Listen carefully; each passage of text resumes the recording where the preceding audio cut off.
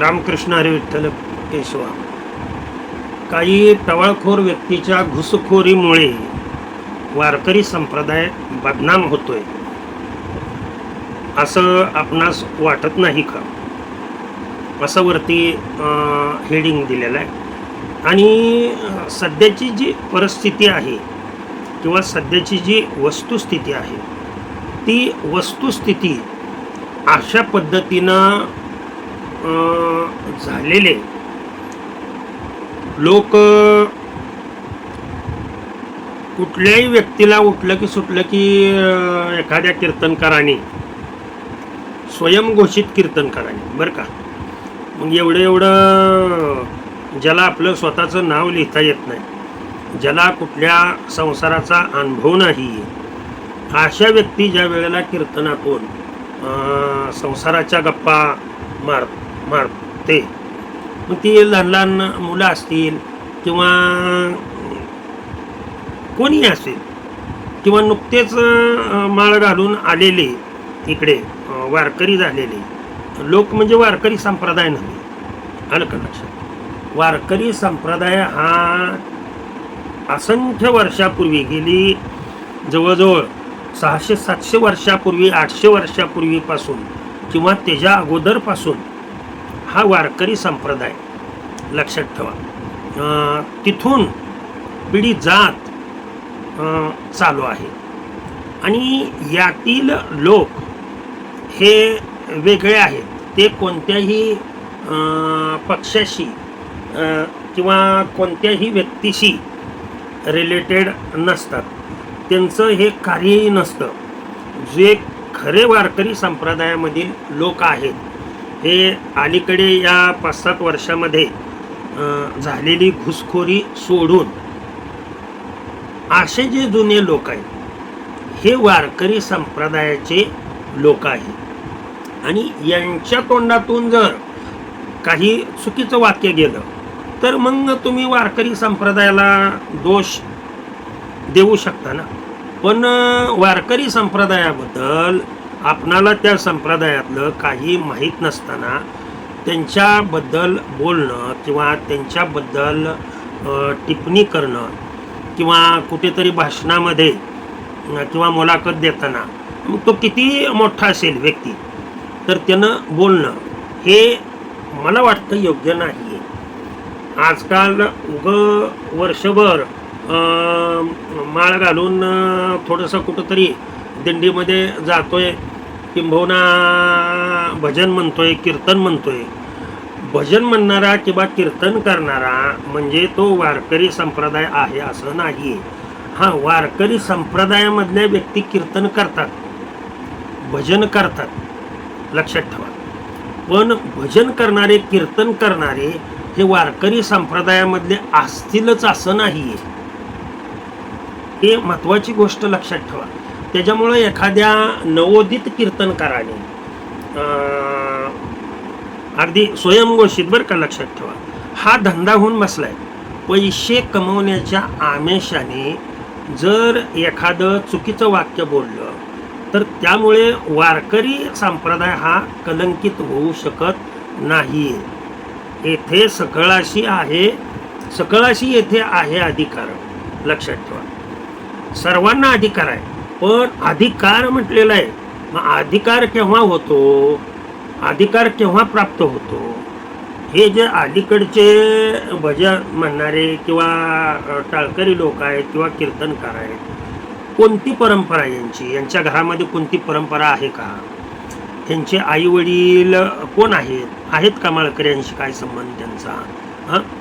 काही काहींनी तर लक्षात ठेवा, काही काहींचे आई वडील सुद्धा माळकरी नाहीत, परंतु पैसे कमवण्यासाठी मुलाला माळ घालून, लक्षात ठेवा, कीर्तनकार बनवले आणि मग नंतर आईबापांनी माळ घातलेली. हे कितपत योग्य आहे? आणि यांच्या तोंडातून जर एखादं वाक्य गेलं तर प्रत्येकजण उठतोय सुटतोय की वारकरी संप्रदाय, वारकरी संप्रदाय. आणि वारकरी संप्रदाय आणि हे आजकालचे स्वयंघोषित असणारे, स्वतःला खूप शहाणे समजणारे यूट्यूब कीर्तनकार म्हणायचं, म्हणजे ह्याचे 4 शब्द त्याचे 4 शब्द, यामध्ये कुठलीही यांची स्वतःची म्हणजे हरिपाठ पाठ नाही, लक्षात ठेवा, ना भगवद्गीतेचं वाचन नाही आहे, ना कुठल्या दिंडीमध्ये येणं नाही, जाणं नाही. अशा व्यक्तींच्या तोंडून जर संप्रदायामध्ये पाचकळ विनोद करणारे आत्ता सध्या जे चाललेलं आहे ते हेच लोकांना जास्त आवडतं. आणि असेच कीर्तनकार लोकसुद्धा बोलवते. लोकांना खरा वारकरी संप्रदायामधला कीर्तनकार नको आहे. खरे वारकरी संप्रदायामधले जे कीर्तनकार आहेत ते ना कोणत्या धर्मावरती ना कोणत्या पक्षावरती टीका करत नाही. किंबहुना तुम्ही याला मत द्या त्याला मत द्या असं कधीही त्यांच्या मुखातून येणार नाही. कीर्तनामध्ये कुठल्याही त्रयस्थ देवाशिवाय त्यांच्या कीर्तनामध्ये दुसरं काही नसतं. नवे नवे संसारातल्या गप्पासुद्धा विनोदसुद्धा अशा कीर्तनकारांच्या कीर्तनामध्ये नसतात. हा खरा वारकरी संप्रदाय. आणि तुम्ही एखादा असा टवाळखोरच म्हणा ना, तो कीर्तन करायला लागला, भजन करायला लागला आणि त्यांनी कुठंतरी काहीतरी चुकीचं वाक्य बरळल्यानंतर तुम्ही वारकरी संप्रदायाला दोष देताय, हे मला वाटतं कुठंतरी समाजाचं किंवा मीडियाचं कुठंतरी चुकतंय असं मला वाटतं. ही व्यक्ती वारकरी संप्रदायामध्ये त्यांनी असं म्हटलं, अरे ते वारकरी संप्रदायामध्ये आहेत का अगोदर? काय म्हणून त्यांनी माळ घातली म्हणून तो कीर्तनकार किंवा वारकरी संप्रदायाचा होऊ शकत नाही. आलं का लक्षात? असे हजारो लोक दररोज माळा घालतात आणि हजारो लोक दररोज माळा काढून टाकतात. म्हणून त्यांना वारकरी म्हणायचं का? फक्त माळ घातली याचा अर्थ तो वारकरी संप्रदायामधला होत नाही. माळ घालणे म्हणजे वारकरी संप्रदायाच्या दिशेने किंवा योग्य दिशेने पडलेलं पहिलं पाऊल होय. त्याला म्हणजे नुकतंच त्याचं लग्न झालं म्हणायचं. आणि तुम्ही या लग्न झालेल्या व्यक्तीच्या म्हणजे सुनबाईकडून जर एखादं वाक्य चुकीचं गेलं तर तिच्या सासूला तुम्ही दोष देताय, हे कितपत योग्य आहे? म्हणजे या असल्या टवाळखोर चार कीर्तनकारामुळं किंवा घुसखोरी केलेल्या व्यक्तीमुळं, वारकरी संप्रदायात घुसखोरी केलेल्या व्यक्तीमुळं वारकरी संप्रदाय हा बदनाम कधीच होऊ शकणार नाही. आतापर्यंत अनेक आले अनेक गेले, परंतु वारकरी संप्रदायाची गर्दी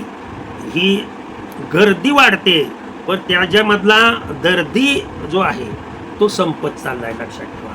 आणि हा दर्दी असणारा समाज म्हणजे तो वारकरी समाज आहे. तो खरं ज्ञानामृत देणारा आहे. त्यांच्या तोंडातून एखादा शब्द तुम्हाला कधीही कुठल्याही पक्षाबद्दल कार्य करताना दिसणार नाही. ते फक्त एवढं सांगणार की तुम्हाला जिथे योग्य दिसतंय त्या ठिकाणी तुम्ही जा, हां मतदान करा असं प्रत्येकाला सांगणार, कारण तो स्वतःचा अधिकार आहे.